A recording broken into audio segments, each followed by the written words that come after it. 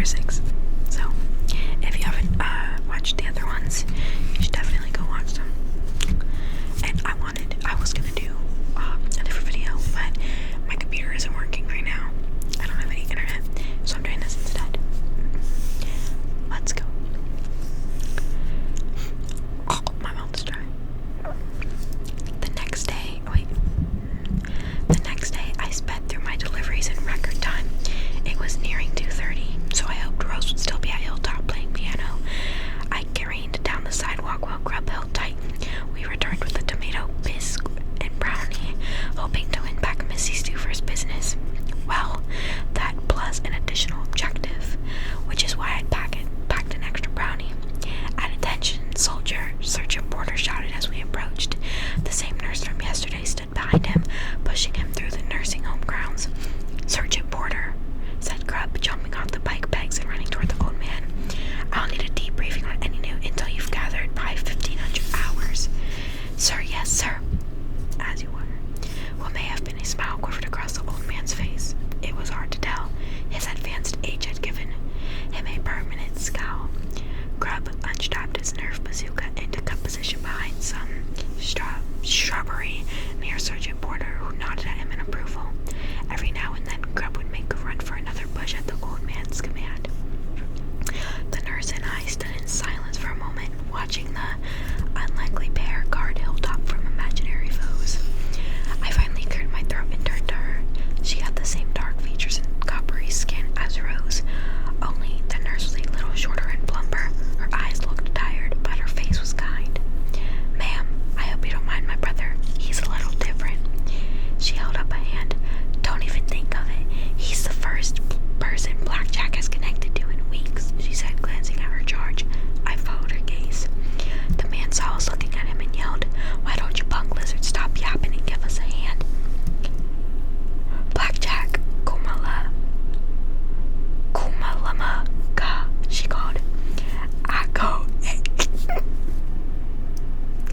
I cannot. I go a Kamado.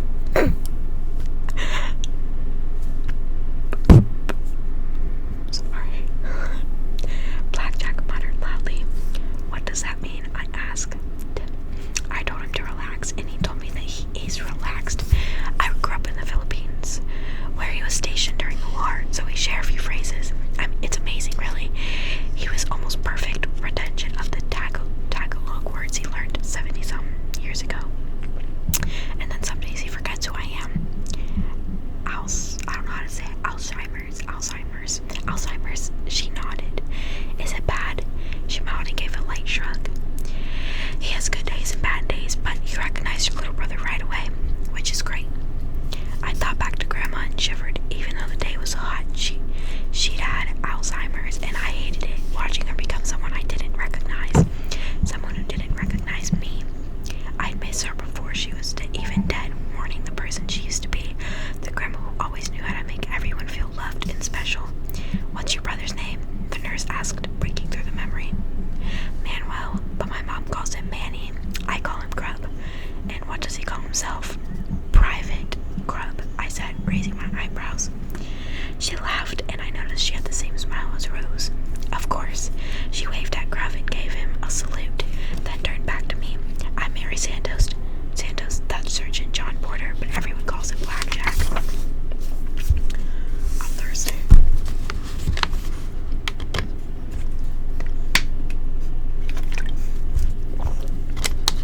Also, this is not going to do the video, but I got a comment the other day and they said that they love my nose. I never commented that. I love you. I love you so much. Nice to meet you, Mary. I'm Zeus. Nice to meet you, Zeus.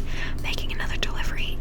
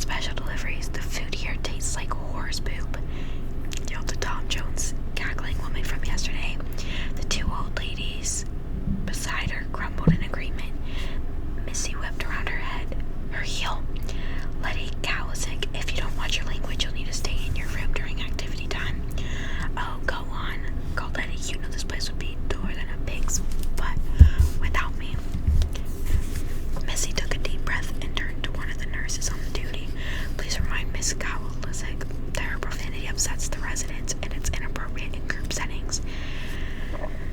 My dog made a weird noise. She clipped away toward her office, opening the cardboard box as she went. Of course, Miss Stuffer, said the nurse, though Miss Stuffer was already hearing, well out of hearing range by then. Letty glanced at her two sidekicks and rolled her eyes. By the look of things in the room now, Rose was on the if you're happy and you know it, fall asleep verse. I checked the clock at almost 3 o'clock on the dot. Rose would be finishing soon. That meant what? Run up to her, drop the box on the ground and run away? No way. Lose her move. I'd have to say something first. My name is Zeus. I brought you a brownie.